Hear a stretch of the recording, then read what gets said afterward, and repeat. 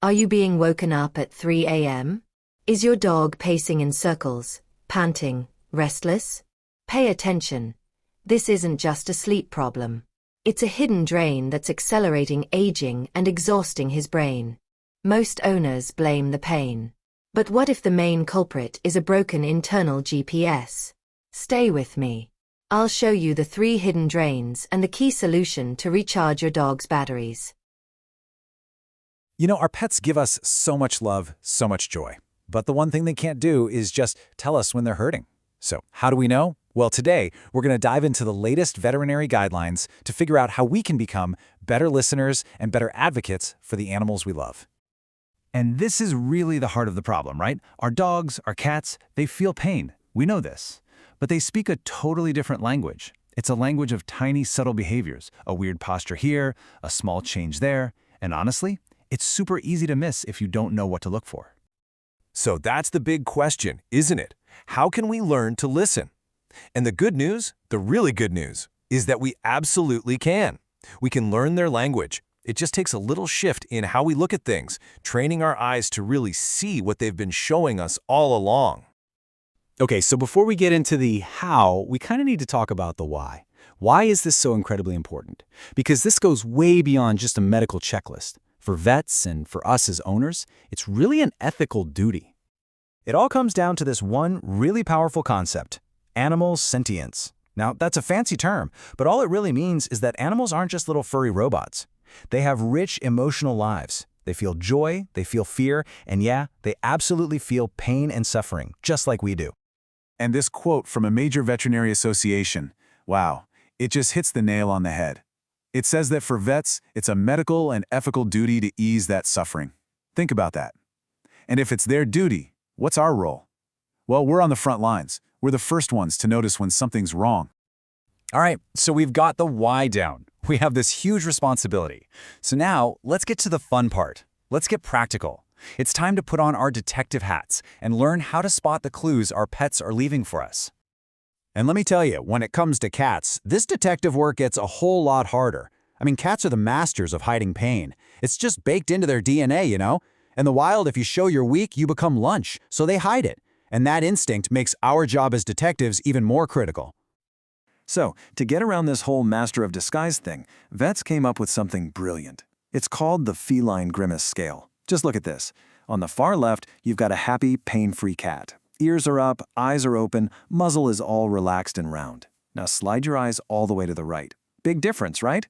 The ears are flat, kind of pointing out, the eyes are squinted shut, the whole face is just tense. This isn't just a grumpy cat. This is science. This is a measurable sign of pain. But hey, it's not all in the face, right? The clues are everywhere. Think about it. Is your cat, who used to live on the kitchen counter, suddenly staying on the floor? Is your dog just not that into fetch anymore? Or maybe they're not grooming themselves as well? Or they're licking one spot over and over? These aren't just them being weird. These are huge flashing red lights. And posture. Posture is a massive giveaway. Okay, look at the cat on the left here. See how it's all tense and hunched up? That's a cat that's trying so hard to get comfortable, but it just can't. Now compare that to the cat on the right. See that relaxed, comfy curl? That's a normal, happy cat. A cat in a lot of pain often physically can't get into that cozy little ball. And here is your secret weapon. Seriously, you have a superpower your vet doesn't have. You see your pet at home, in their natural habitat. Because let's be real, the second they walk into that clinic, they're on their best behavior, right? All that adrenaline masks the pain. So, pull out your phone. That little 30-second video of your dog struggling to get off the couch, or your cat thinking twice before jumping on the bed, that is pure gold for your vet. Okay, so let's say we've spotted some signs. We've got our video evidence. The next step is understanding that not all pain is the same. Vets actually look at it in 2 completely different categories. Think of it as the good and the bad. So first, you've got acute pain. This is what we'll call good pain or adaptive pain. It's the body's alarm system, and it works perfectly. It screams, "Hey, that's hot, move your paw."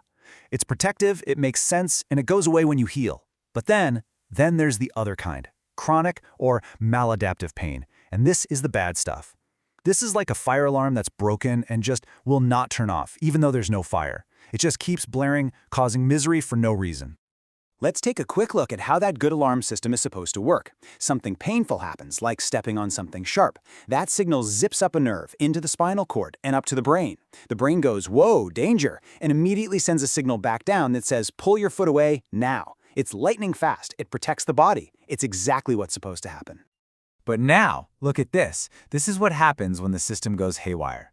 With that maladaptive, chronic pain, the whole nervous system gets rewired.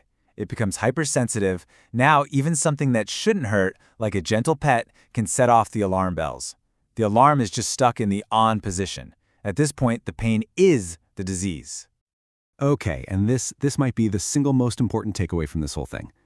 How many times have we looked at our older dog or cat and said, he's just slowing down, he's just getting old? We need to stop saying that. Because what if it's not just old age? What if that slowing down is actually the daily grinding misery of chronic arthritis? That's that broken alarm, and it's something we can actually do something about. So, the big question is, if we think our pet is dealing with that broken alarm, what can we do? The fantastic news is that modern vet medicine has a whole toolkit for this, and it is so much more than just handing you a bottle of pills. The fancy term for it is a multimodal approach. All that means is that they come at the pain from a bunch of different angles all at once. Yeah, sure, medications are part of it, but we're also talking about things like physical therapy, changing their home environment with ramps or grippy rugs, focusing on nutrition, even things like acupuncture. And you know, sometimes the simplest things make a huge difference. Take something like environmental enrichment. That just means keeping them busy and engaged. A food puzzle for your dog or a cool climbing tree for your cat. It's not just about fighting boredom. It keeps their mind sharp and their body moving in a healthy way. And that can have a massive impact on their well-being and how they cope with chronic pain. And this just shows you how much things have changed for the better. I mean, therapies like acupuncture, a few years ago, a lot of people might have called that alternative or woo-woo. Not anymore. Now it's a totally standard, respected tool in the vet's toolkit for managing chronic pain, especially for pets with arthritis. So with all these incredible options out there, what's the most critical piece of the entire puzzle? It's you. It really is. Your vet has the medical knowledge and the tools, but you're the one who lives with your pet. You see them day in and day out. That makes you their #1 most important advocate. So what does being that advocate look like? It really boils down to 3 simple things. Number 1, observe. Just watch. Pay attention to their normal so you know immediately when something's not normal. Number 2, record. Your phone is your best friend here. Get that video. Show, don't just tell. And number 3, converse. Talk to your vet. You and your vet are a team. You bring the observations, they bring the medicine, and together you make a plan. So from now on, when you see your buddy hesitate before hopping on the couch or seem a little stuffed in the morning, just pause for a second and ask yourself that question. Is this just old age, or is this a silent call for help? Because once we learn to listen, once we really start to understand their language, we can finally give them the answer and the comfort they so richly deserve.